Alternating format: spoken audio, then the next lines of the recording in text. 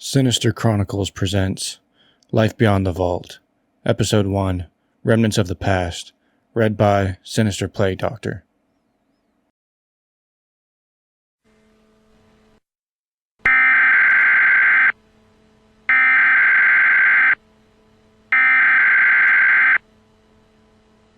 We interrupt this program. This is a national emergency. Important instructions will follow.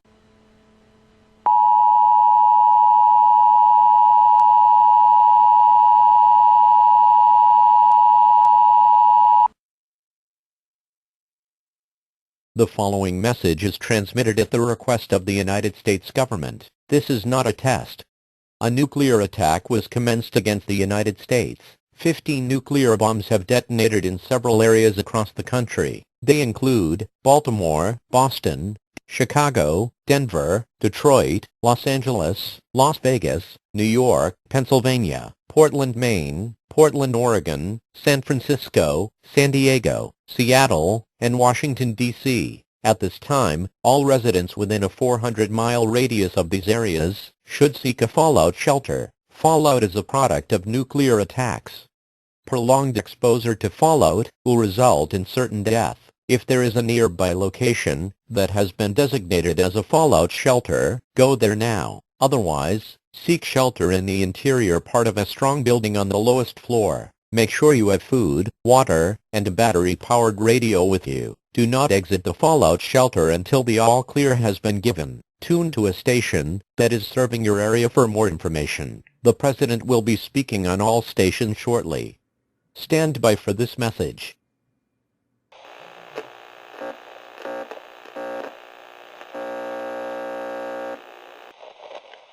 Hello, America. This is your President speaking. I'm signaling this broadcast to let it be known that war has been declared against us. China has launched a nuclear attack on our glorious country. I advise you all to seek shelter and find your place in your local vault if you've reserved a space. This is not a drill. I repeat, seek shelter or find your reserved space in your local vault. I'm afraid terrible times are upon us. This is your President, signing off.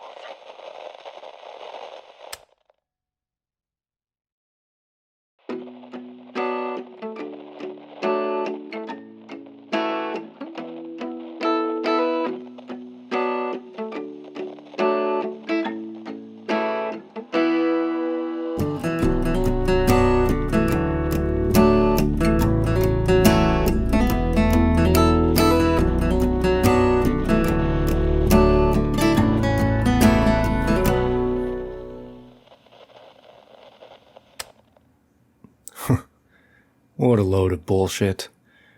Find your reserved space in your local vault. But nobody ever asked what came after the vault door shut. Or after it reopened, for that matter. A herd of brainless sheep, mindlessly following every command like scared little children. Too frightened to think of the bigger picture. Sad, really. I don't know why, but that final presidential message plays in my head almost every other day still. We were abandoned by a government that was already cracking from the pressure of the Chinese, but we clung to their feet like children in the dark. War at their fingertips and power on their minds, the Chinese were too foolish to see the inevitable outcome of pressing that launch button. Life beyond the vault was something worse than anyone could have expected.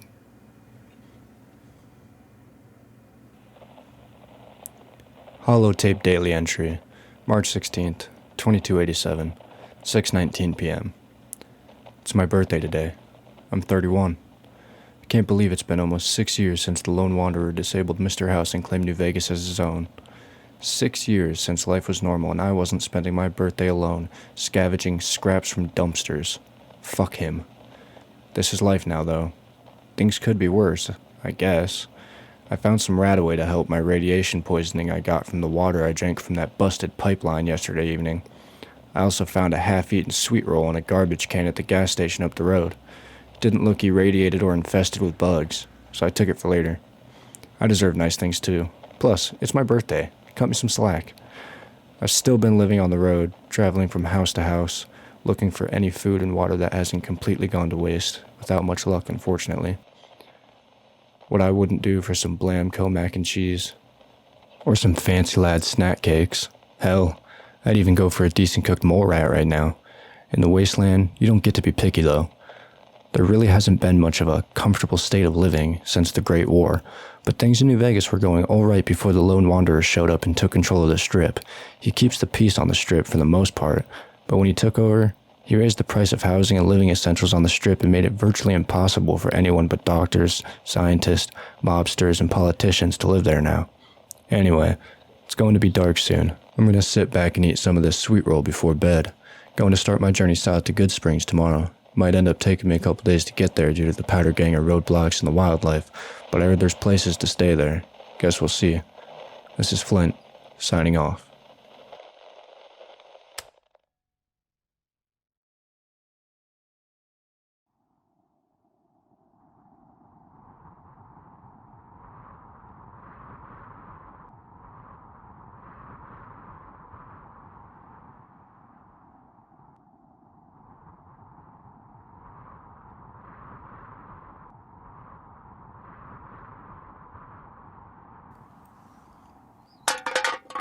What the fuck was that? Hello? Is anybody there? Oh my god, holy shit. Holy shit. Fucking ghouls. Thank God I heard you, you cocksucker. Ugh. Huh. 5:14 a.m. I suppose I'm up for the day now since I nearly shit my pants thanks to the rotting hunk of flesh lying on the floor. I walked over to the table in the house I hunkered down in and set my .44 Magnum down. I sat down and laid out a map across the table to make a game plan for the trip ahead of me. I can't go through the quarry. Damn death pit is full of death claws. I'd rather take a bath in irradiated sludge than deal with those nightmares. Can't take the main highway either due to the powder ganger patrols. They may be stupid as all hell, but they have numbers. I know. There's a road that loops around Sloan that leads directly into Good Springs I can take.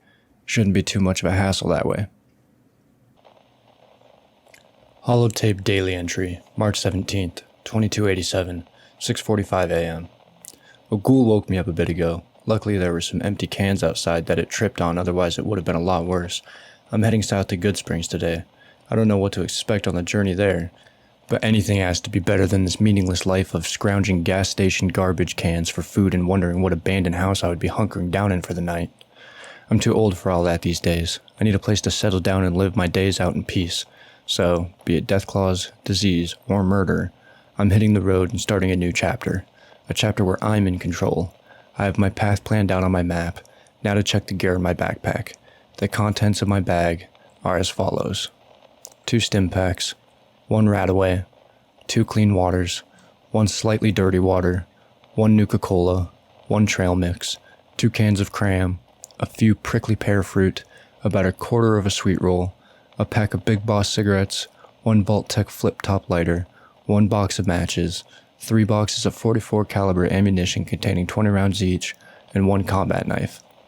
That concludes the items in my bag. I will continue to record daily holotape entries to be able to reference what happens on my journey for the future. Flint, signing off.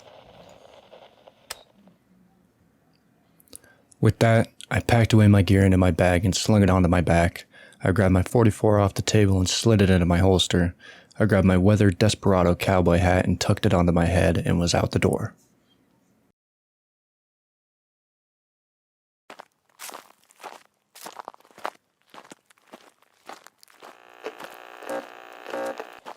Hey you.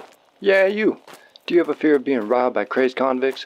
How about stumbling upon a group of deathclaws that want to rip your innards from your body and feast on your blood and bones? Maybe you're just afraid of giant radioactive spiders. No matter what it is, at Gun Runners they've got what you need, from small concealable weapons like knives and pistols to heavy artillery like miniguns and missile launchers.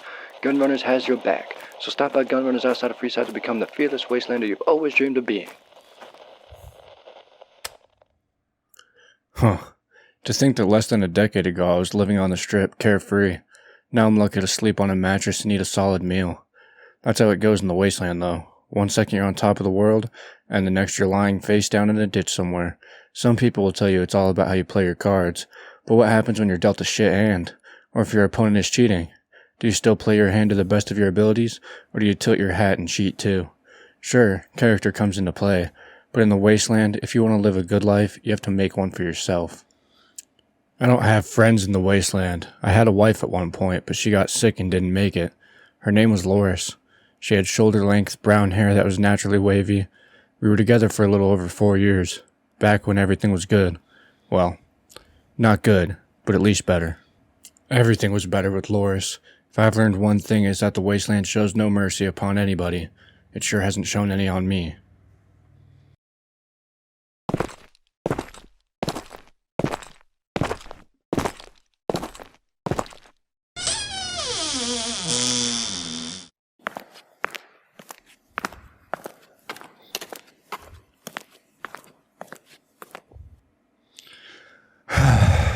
Just will have to do, I suppose. Not what I was looking for, but not much better out there. Holotape Daily Entry, March 17th, 2287, 8:34 p.m. I've been walking all day, only stopping for brief moments to take a drink or take a piss. I found an abandoned house I'm going to be staying in for the night. Didn't see any mole rats or ghouls wandering around, so I should be safe for the night. I've got another long day of walking ahead of me tomorrow.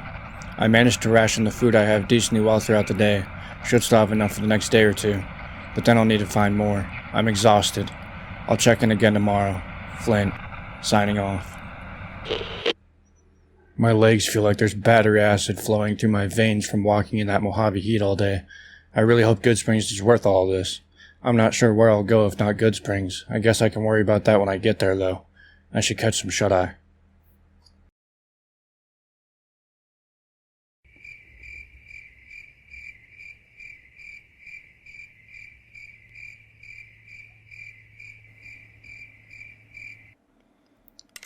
Wakey, wakey.